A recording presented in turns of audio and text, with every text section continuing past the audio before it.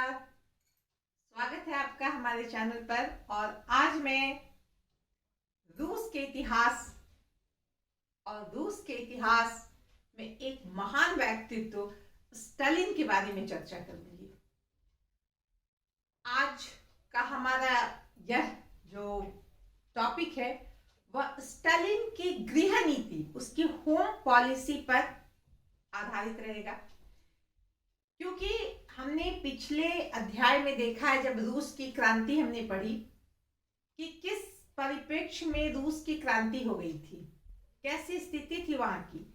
हमने देखा कि लेनिन ने किस तरह आगे बढ़ चढ़कर रूस की क्रांति में योगदान दिया था।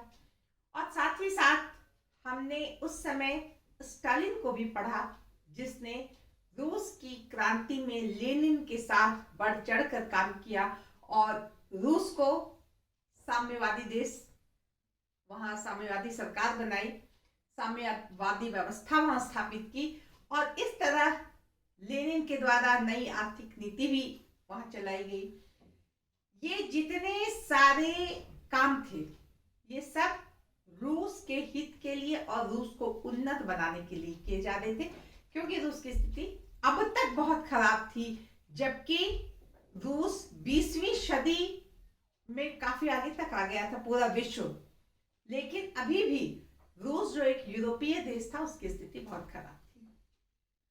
तो आज का हमारा यह विषय, जैसा कि मैंने बताया, स्टालिन पे होगा। स्टालिन की गृह नीति पर आज हम चर्चा करेंगे और बहुत ही सरलता से, बहुत ही संक्षेप में इसको समझने के लिए आपको एक बार हमारा जो इससे पहले का रूस से संबंधित वीडियो है, रूस की क्रांति हो या लेनिन की आर्थिक नीति हो, वो अगर आप देख लेंगे तो इसे समझने में आपको बहुत आसानी होगी।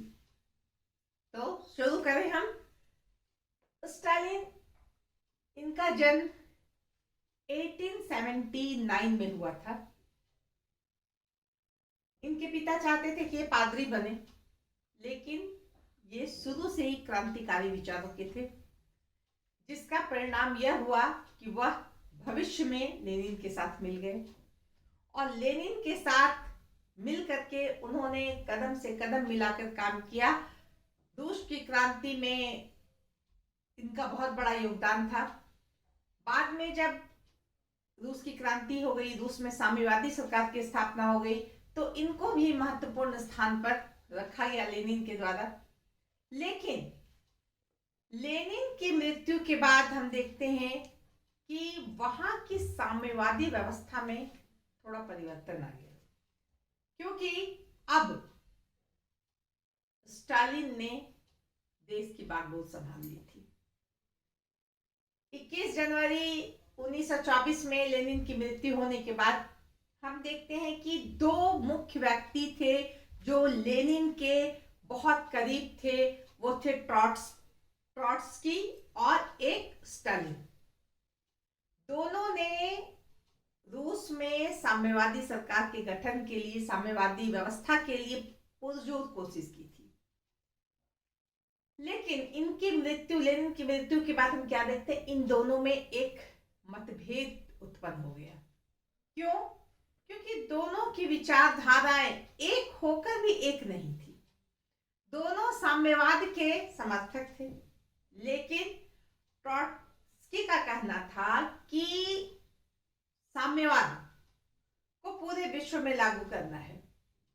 स्टालिन का कहना था कि पहले अपने देश में ही लागू किया जाए, उसके बाद वो अपने आप हो जाएगा। अगर हमारा काम अच्छा रहेगा तो विश्व भी जो है इससे प्रभावित हो जाएगा।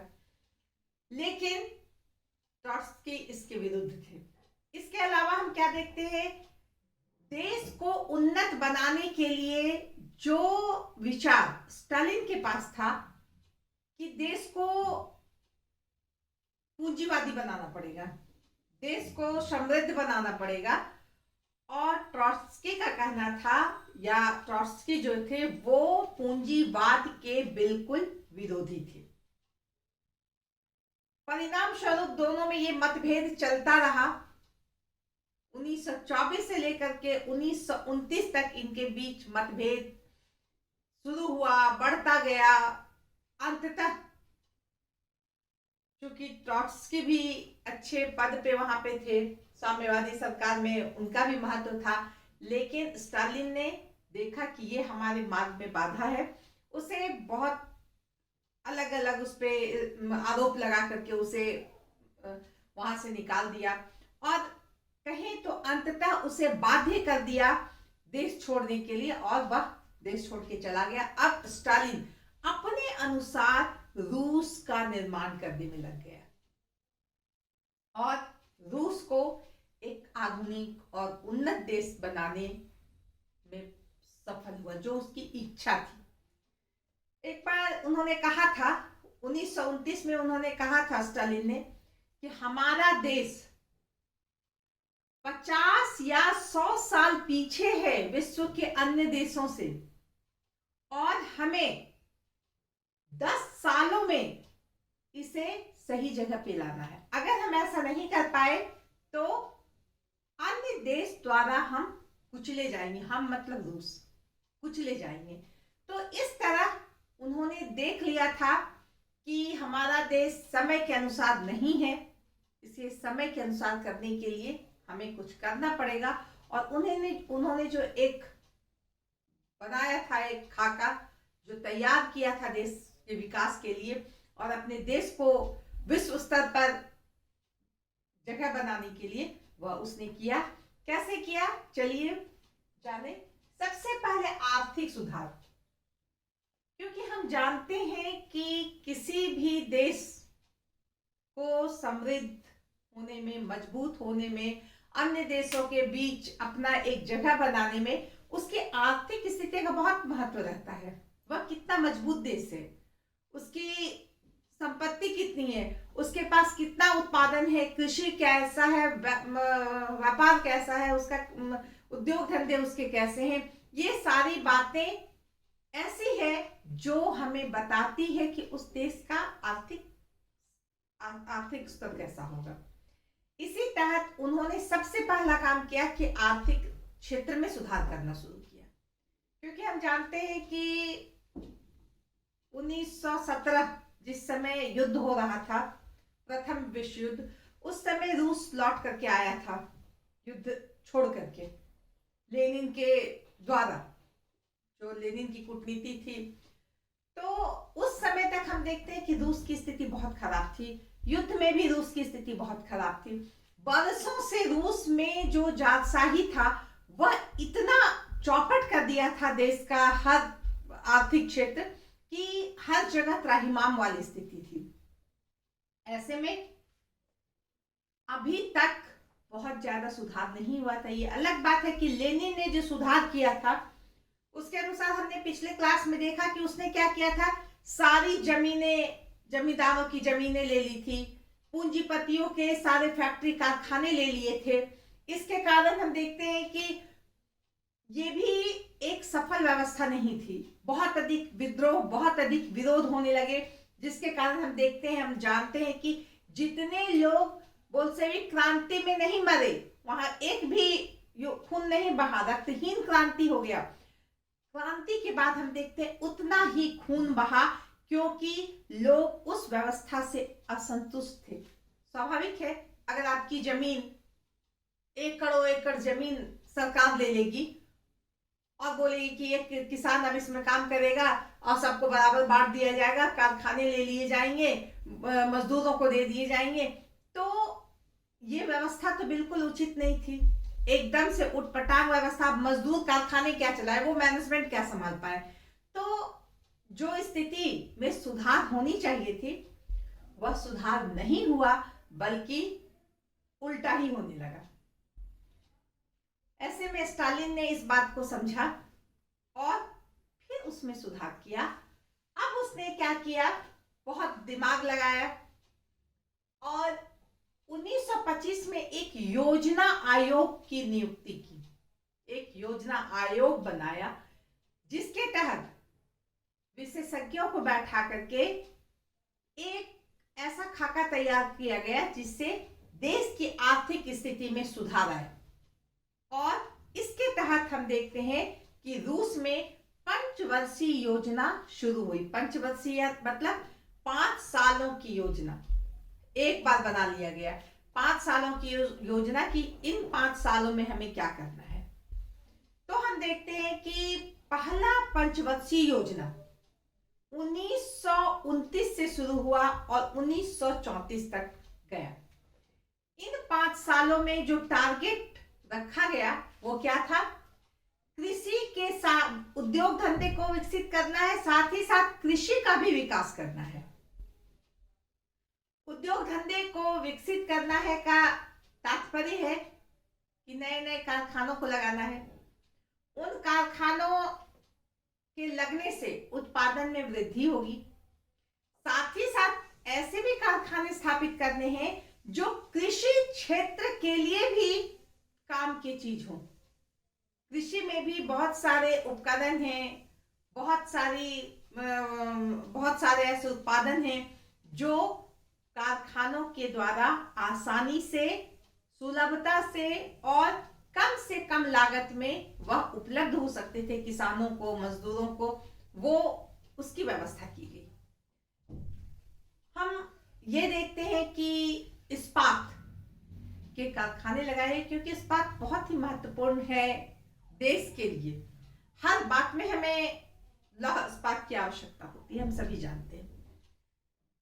साथ ही साथ रेल लाइन बनाना है क्योंकि जब उत्पादन होगा, जब हमारे पास फसल होगी बहुत अच्छी, तो एक जगह से दूसरे जगह आने जाने के लिए जो व्यवस्था होनी चाहिए वो भी एक ग्रेड की होनी चाहिए। तो रेल व्यवस्था को भी दुरुस्त किया गया। इस तरह हम देखते हैं कि आर्थिक क्षेत्र में सुधार के लिए कृषि के क्षेत्र में, उद्योग धंधों के क्षेत्र में पूरा ध्यान दिया गया ताकि रूस एक उन्नत समृद्ध देश बन सके।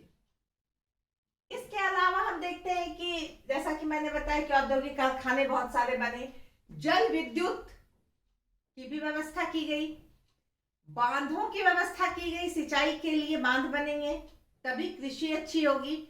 जल विद्युत होंगे, बिजली की व्यवस्था होगी, उससे भी कृषि को लाभ पहुंचेगा, कारखानों को लाभ पहुंचेगा। मजदूरों के लिए भी अच्छी व्यवस्था की गई, उनके लिए रहने के लिए अच्छे घर बनाए गए जहां पे उन्हें सुख सुविधा उपलब्ध कराई गई। तो इस तरह से हम देखते हैं कि आर्थिक क्षेत्र में उन्नति के लिए स्टालिन ने ये सब महत्वपूर्ण काम किए। कृषि के क्षेत्र में सामूहिक खेती भी होने लगी, उसे भी प्रश्रय दिया गया, और व्यक्तिगत खेती भी होने लगी, यानी कि फार्म जो कहा जाता है, फार्म की भी व्यवस्था की गई।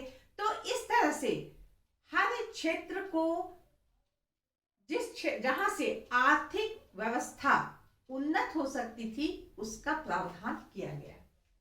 तो उसके बाद हम कहते हैं ये पहला जो पंचवर्षीय योजना है, प्रथम पंचवर्षीय योजना, यह 1929 से 1934 तक रही। फर्स्ट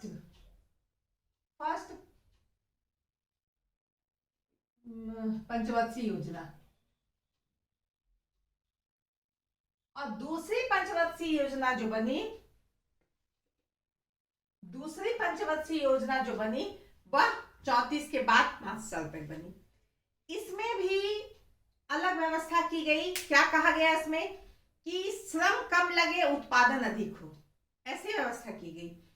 अधिक से अधिक कृषि के क्षेत्र में उत्पादन हो, उसके लिए नए नए कानून बनाए गए, नए नए व्यवस्थाएं की गई। जैसे कि किसान को लोन लेना है तो उसके लिए किस तरह से सुविधा हो, कितने माने सरकार के द्वारा लोन हो, जो सुविधाजनक तरीका हो उनको लागू करके दोनों क्षेत्र में वृद्धि की गई।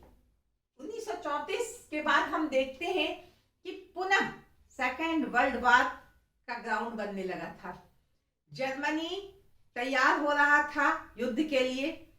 अब क्योंकि यह साफ साफ दिख रहा था कि जल्दी ही द्वितीय विश्व युद्ध हो जाएगा, अगले बार विश्व युद्ध के लिए स्टालिन ने पूरी तैयारी कर ली थी। एक से एक आधुनिक अस्त्र, जो हवाई सेना होती है, उस क्षेत्र में जितनी प्रगति की जा सके, कृषि के क्षेत्र में जितनी प्रगति की जा सके, यानी कि हर क्षेत्र को तैयार किया गया अगले विश्व युद्ध के लिए।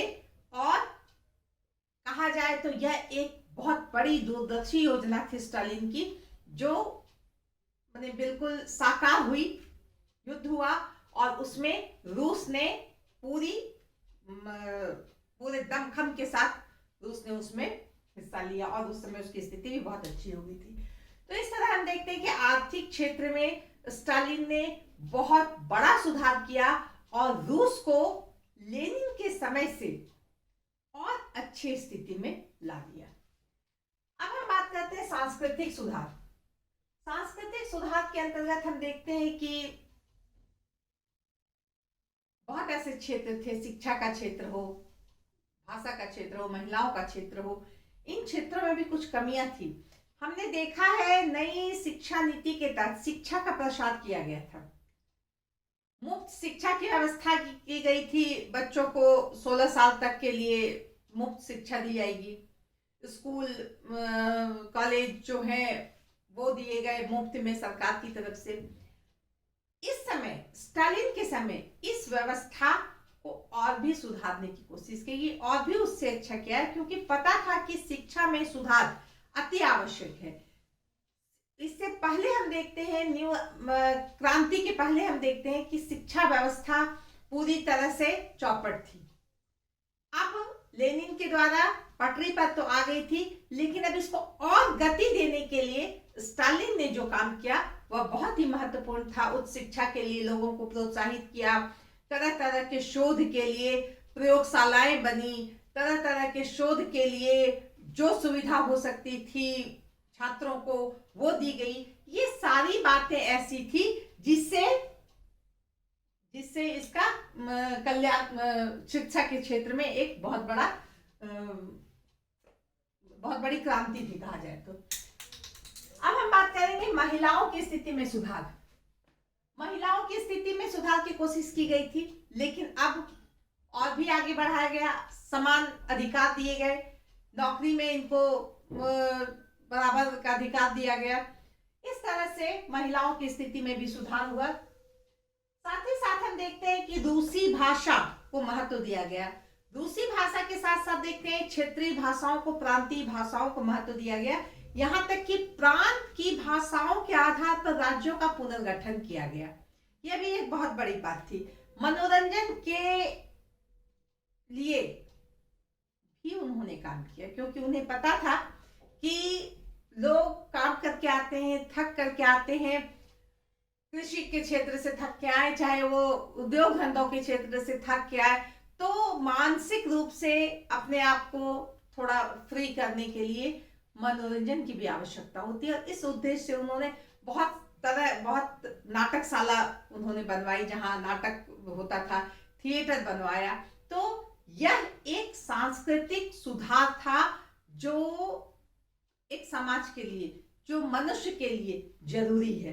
तो इस तरह से हम देखते हैं कि भाषा हो या साहित्य हो या लिपि हो, इन सबों को सुरक्षित करने के लिए, इन सबको संरक्षित करने के लिए, मनोरंजन को भरपूर महत्व देने के लिए स्टालिन के द्वारा ये सब काम किया गया। अब हम बात करेंगे संवैधानिक सुधार। संविधान की स्थापना हुई थी जब क्रांति हुई उसके बाद, लेकिन स्टालिन ने पुनः 1936 में एक नया संविधान बनाया। जो संविधान बना उसके अनुसार जो देश था वह मतलब राज्यों का संघ था, जिसे कहा गया संविधान में समाजवादी गणराज्य संघ। इसमें गणराज्य थे जो संघ में मिले हुए थे और ये कितने थे? 11 थे। तो इस तरह सबसे पहला काम कि देश को एक नए तरीके से गठन किया गया।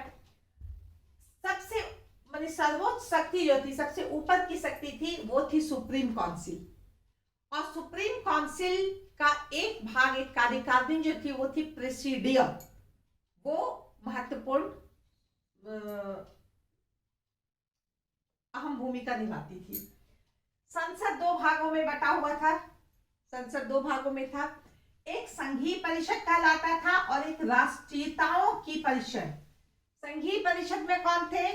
इन गणराज्यों के प्रतिनिधि, वहां जनता के द्वारा जो चुने हुए लोग रहते हैं, जनता के प्रतिनिधि थे, और इसमें जो है विभिन्न राष्ट्रीयताओं प्रांतों के जो है प्रतिनिधि रहते थे। तो इस तरह से हम देखते हैं कि संसद का गठन हुआ और संसद में दो सदन थे, अनेक विभागों के मंत्री थे जो उन विभागों के संसद के प्रति उत्तरदायी होते थे। अब हम बात करते हैं न्यायालय में सर्वोच्च न्यायालय बना। सर्वोच्च न्यायालय के बाद जो है, जैसे कि अभी भी व्यवस्था है ना हमारे यहाँ कि सबसे नीचे की अदालत होती है, फिर उसके ऊपर हाई कोर्ट होता है, सर्वोच्च न्यायालय होता है, उसी तरह वहां भी व्यवस्था हुई। सबसे ऊपर सर्वोच्च न्यायालय था, फिर क्षेत्रीय न्यायालय की स्थापना हुई, फिर लोक न्यायालय की स्थापना हुई और विशिष्ट न्यायालय की स्थापना हुई। इन सारे न्यायालयों की स्थापना करने का उद्देश्य था कि समाज में शांति और सुव्यवस्था बरकरार रहे। यह स्टालिन की गृह नीति के अंतर्गत एक महत्वपूर्ण काम था। मौलिक अधिकार की व्यवस्था की गई। लोगों को मौलिक अधिकार है। क्या मौलिक अधिकार है? हमें जीने का अधिकार है, हमें पढ़ने का अधिकार है, हमें घूमने का अधिकार है। जो मौलिक अधिकार है, शिक्षा का अधिकार है, हम बूढ़े हो गए हैं तो हमारे लिए जो व्यवस्था होनी चाहिए ये अधिकार है। तो ये मौलिक अधिकार की व्यवस्था की गई जो बहुत जरूरी थी, चाहे वो छात्र हो, चाहे वो वृद्ध हो, चाहे वो बेरोजगार हो, उन्हें रोजगार की मुहैया कराना। तो ये सारे मौलिक अधिकार संविधान में मिले। संपत्ति संबंधी अधिकार भी बने कि आदमी को संपत्ति रखना है लेकिन एक लिमिट में रखना है। शोषण के विरुद्ध अधिकार भी कहा जाए तो श्रम के नाम पे जो है किसी का शोषण ना किया जाए। तो इस तरह से एक बहुत बड़ा काम स्टालिन ने देश के अंदर किया जिससे रूस की स्थिति उन्नत हो सके, रूस आधुनिक विश्व में बराबरी में खड़ा हो सके। और इस काम में उसने बहुत अधिक सफलता पाई। अंत में हम कहेंगे कि विरोधियों का अंत, क्योंकि जब क्रांति हुई थी तो हमने देखा कि बोल्शेविक क्रांति में बहुत सारे लोग क्रांतिकारियों के विरोधी थे, क्योंकि उनकी सत्ता चली गई थी, उनके अधिकार चले गए थे।